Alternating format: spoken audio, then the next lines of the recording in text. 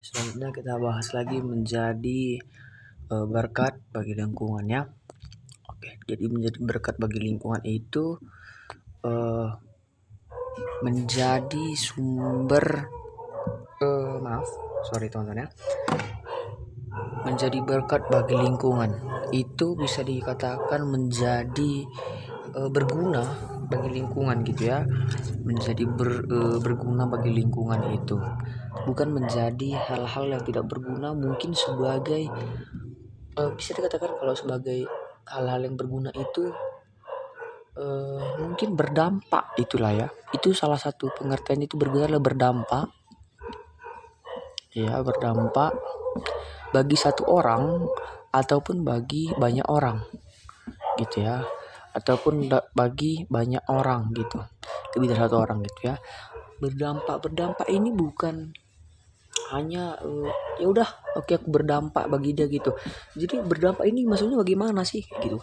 Berdampak ini bisa dikatakan berpengaruh gitu ya. Berpengaruh ini dia seperti yang kita ketahui juga itu ada beberapa ilmuwan, misalnya gini kan 100 ilmuwan berpengaruh di dunia kayak gitu. Ada dia yang satu penemuannya yang bisa mempengaruhi banyak orang gitu. Bukan untuk satu orang. Kalau satu orang itu di individual.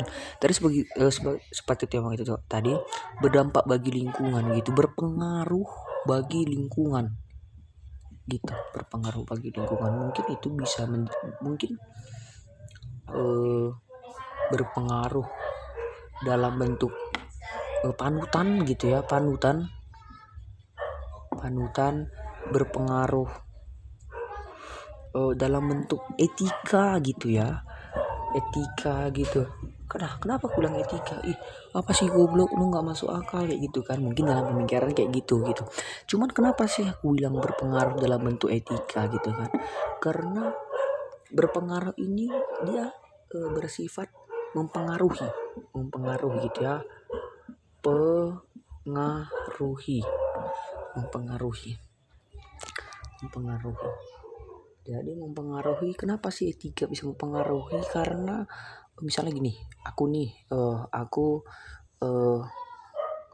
beretika baik nih gitu. Aku ngomong dengan orang tua sopan, aku berbicara dengan banyak orang sopan gitu. Jadi itu bisa menjadi panutan, bisa menjadi contoh gitu bagi banyak orang gitu. Wah, ini tuh bagus nih ngomong kayak gitu gitu maksudnya berpengaruh bagi banyak orang gitu, berdampak, berpengaruh, bisa mempengaruhi begitu teman-temannya. Oke, kita lanjut. Berdampak. Oke, kita tadi bilang sudah salah satunya etika gitu ya. Yang ketiga itu ada berpengaruh di gereja.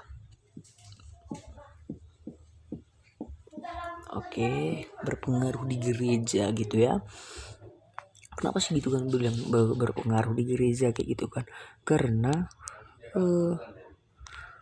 di gereja ini juga kita itu harus bisa tuh berdampak gitu. Harus bisa berdampak untuk banyak orang gitu. Mungkin salah satunya itu secara sedikit aja kita belajar itu ada namanya pelayanan. Ada namanya pelayanan gitu ya. Contoh-contoh pelayanan ini dia ada pemusik. Kalau dalam sorry ini. Tadi mungkin nggak nampak ini pelayanan. Ada contoh salah satu pelayan itu ada pemusik. Jadi contohnya pemusik itu kenapa sih aku bilang itu adalah satu pelayanan? Karena itu berdampak bagi banyak orang gitu. Contohnya di gereja gitu. Kenapa? Karena mungkin berpelayanan musik itu tanpa pemusik itu di dalam gereja. Pemusik kenapa gitu melayani berpengaruh ke gereja tadi gitu kan? Kenapa? Karena dia bisa mempengaruhi suasana dalam gereja kayak gitu. Karena tanpa musik itu di gereja itu hampa gitu, berpengaruh, berdampak gitu bagi gereja. Itu salah satunya pelayanan gitu teman-teman ya. sorry, bukan salah satunya, tadi ada etika, ada pelayanan lagi gitu teman-teman ya. Oke, selanjutnya mungkin itu aja lah sih untuk bab 12 ini kita bahas. Kita akan lanjut lagi ke bab 13 teman-teman ya.